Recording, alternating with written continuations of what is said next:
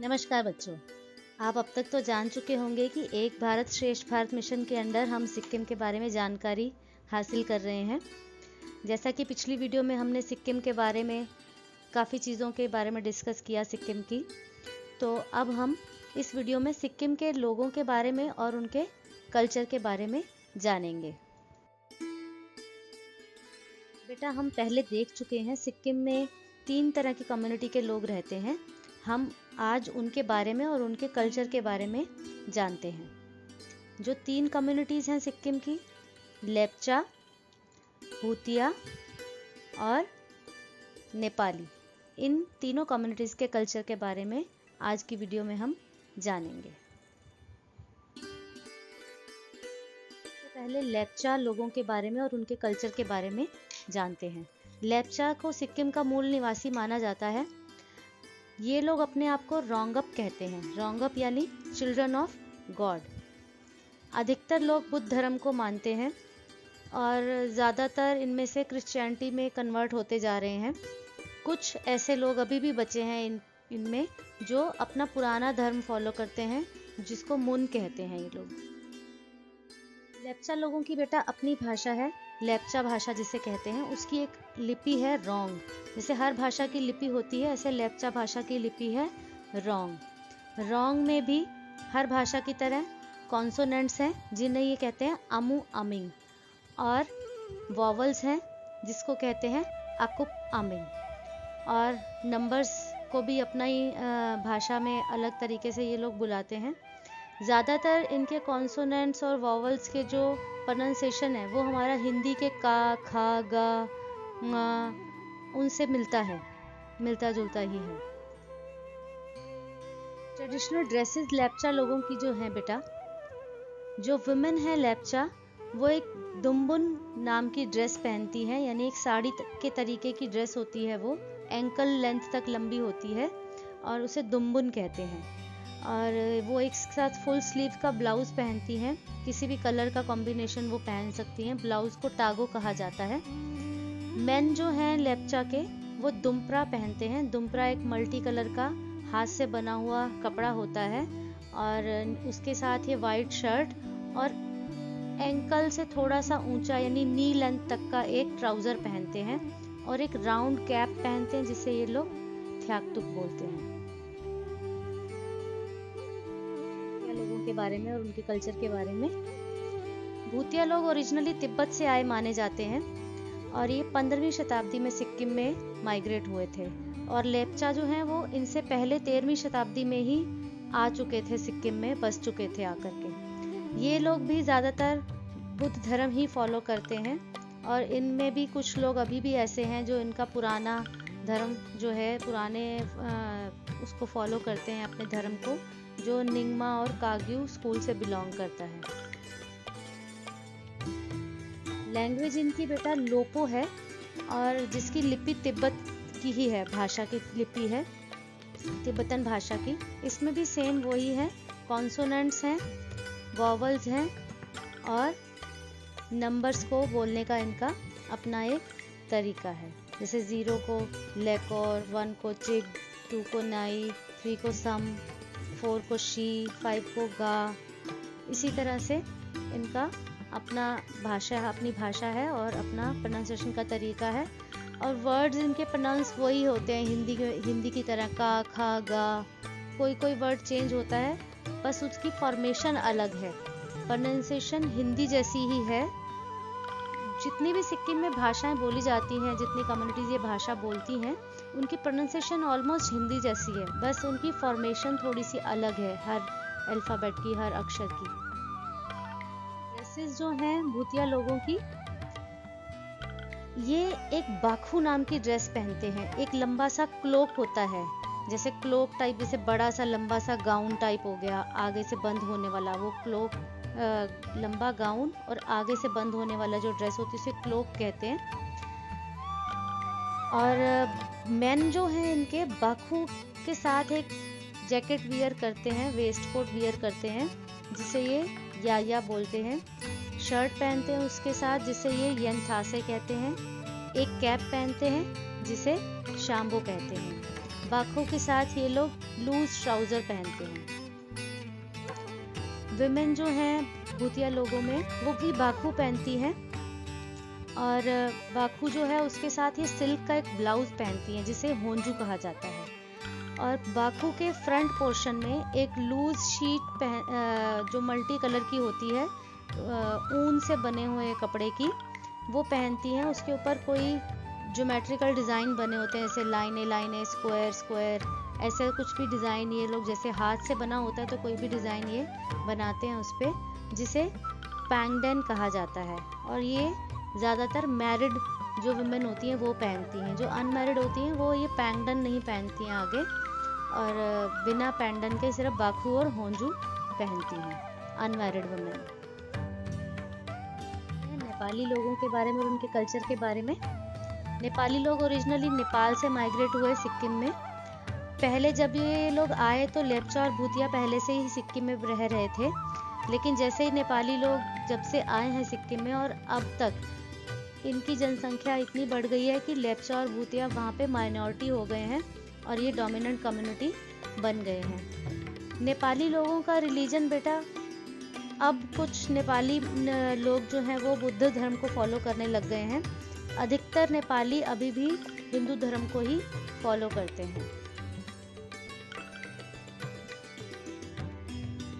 Language इनकी हिंदी से बहुत मिलती जुलती है, और उसकी स्क्रिप्ट जो है, उसकी जो लिपि है वो देवनागरी ही है, जो कि हिंदी की लिपि है।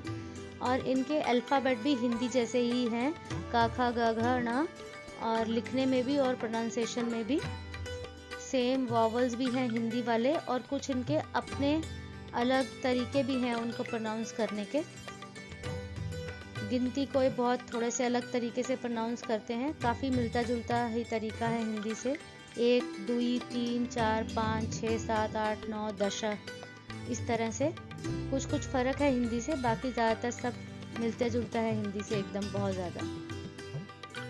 देखते हैं नेपाली लोगों की ट्रेडिशनल ड्रेस क्या है। जो विमेन है बेटा नेपाली, ये एक फरिया नाम की ड्रेस पहनते हैं। ये एक लंबा ब्लाउज होता है, एक चोली होती है जो 4 कोनों से बांधी जाती है, इसीलिए इसे चौबांदी चोली भी कहते हैं। और उसके ऊपर से एक बड़ा सा कपड़ा रैप करती हैं, उसे ये लोग हेमबारी कहते हैं। मजेत्रो एक शॉल होता है जिसे ये लोग ओढ़ते हैं ऊपर से।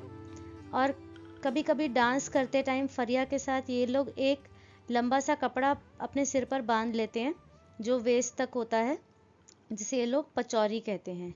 और नेपाली जो मेल हैं ये लोग एक ड्रेस पहनते हैं जिसे दौरा सुरुवाल कहते हैं। दौरा यानी लंबा कुर्ता जो होता है, डबल ब्रेस्ट का ये कपड़ा होता है, यानी यहाँ से ब्रेस्ट के पास से डबल होता है, जैसे अंगरखा स्टाइल का, और उसे दौरा कहते हैं, यानी अपर को दौरा। और ट्राउज़र जो पहनते हैं उसे ये लोग पजामा स्टाइल ट्राउज़र होता है, उसे सुरुवाल कहते हैं।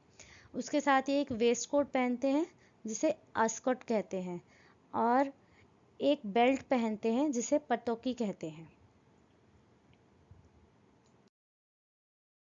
जानते हैं सिक्किम के फोक डांसेस के बारे में।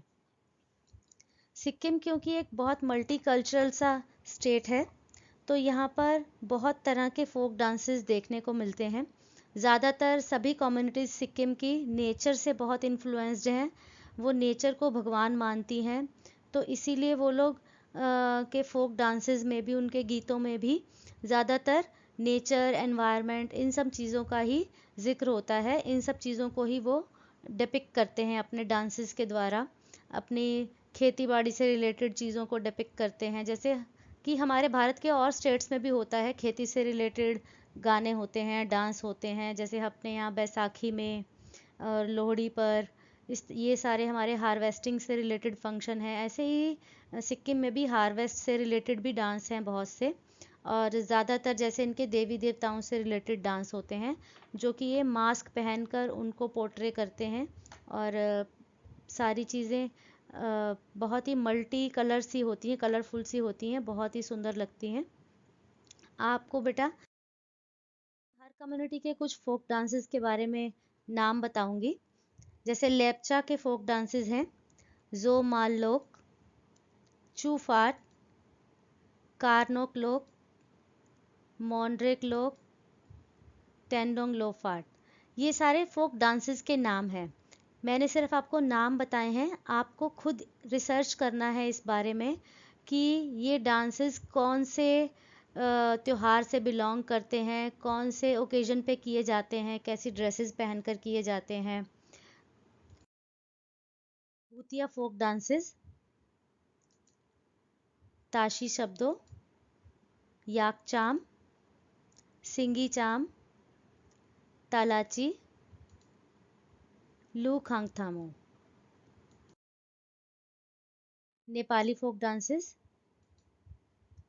मारूनी, तमंग सेलो, धान नाच, सोरठी गुरुंग, चायबरुंग लिंबू और सुबू।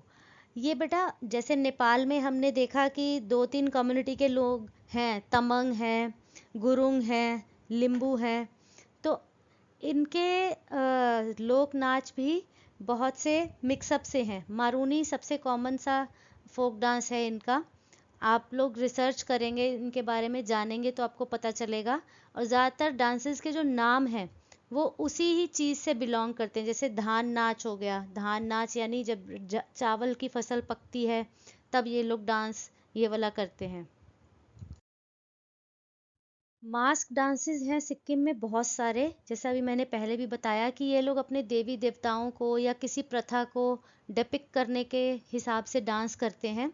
तो उनमें ये लोग अपने चेहरे पर मुखौटे लगाते हैं, मास्क लगाते हैं। तो बहुत से डांस हैं जिनमें ये लोग मास्क लगा के डांस करते हैं। जैसे पीछे मैंने याक चाम बताया, एंचे चामनो, रूमतेक चाम, कागेत डांस, ये सभी मास्क डांसेस हैं। फेस्टिवल बहुत से मनाए जाते हैं हर स्टेट की तरह सिक्किम में भी। नेपाली लोगों की मेजॉरिटी है तो वो हिंदू धर्म से मिलते जुलते सभी फेस्टिवल मनाते हैं। जैसे तिहार बोलते हैं दिवाली को, दशैन बोलते हैं दशहरा को। दिवाली दशहरा बहुत धूमधाम से मनाया जाता है पूरे देश की तरह ही यहाँ पर भी। कुछ लोकल ट्रेडिशनल फेस्टिवल हैं इनके जो कि भूतिया लोग और भी जो बुद्धिस्ट धर्म से बिलोंग करते हैं लोग वो मनाते हैं। जैसे माघे संक्रांति, सकेला, चसोक, तांगनाम और भीमसेन पूजा। माघे संक्रांति बेटा जैसे मकर संक्रांति है हमारा, वही सेम माघे संक्रांति को मनाया जाता है। लोसार, जैसे कि हम पहले से कहते आ रहे हैं कि तिब्बत के लोगों का बहुत इन्फ्लुएंस है यहाँ पर, क्योंकि ज़्यादातर कम्युनिटीज़ तिब्बत से आके माइग्रेट हुई हैं। तो लोसार जो है तिब्बत का न्यू ईयर है, वो यहाँ बहुत धूमधाम से मनाया जाता है। इस ओकेजन पर पूरे एक हफ्ते की छुट्टी होती है सरकारी स्कूलों में, सभी स्कूलों में ऑलमोस्ट, और सरकारी ऑफिसेज भी बंद होते हैं एक हफ्ते के लिए। इतना ज़्यादा इस पर धूमधाम से मनाया जाता है लोसार। कुछ और फेस्टिवल हैं, सागा दावा, लवाब दुचन, द्रुपका तेशी, भूमचू। ये सभी बुद्ध धर्म से आए हैं फेस्टिवल, बुद्ध धर्म को बिलोंग करते हैं। तो ये सब फेस्टिवल सिक्किम में मनाए जाते हैं। आर्ट एंड क्राफ्ट में भी सिक्किम का कोई मुकाबला नहीं है। सिक्किम की आर्ट बहुत एक्सक्लूसिव आर्ट है। यहाँ की थांका पेंटिंग्स जो हैं बहुत फेमस हैं और एकदम यूनिक हैं। ये थांका पेंटिंग्स कहीं और हमारे देश में नहीं बनाई जाती हैं। इन पेंटिंग्स में बुद्ध धर्म के बारे में और उनकी सिखाई हुई बातों के बारे में, बुद्ध धर्म से बिलोंग करने वाले देवी देवताओं के बारे में बताया जाता है, पेंटिंग्स पे बनाया जाता है।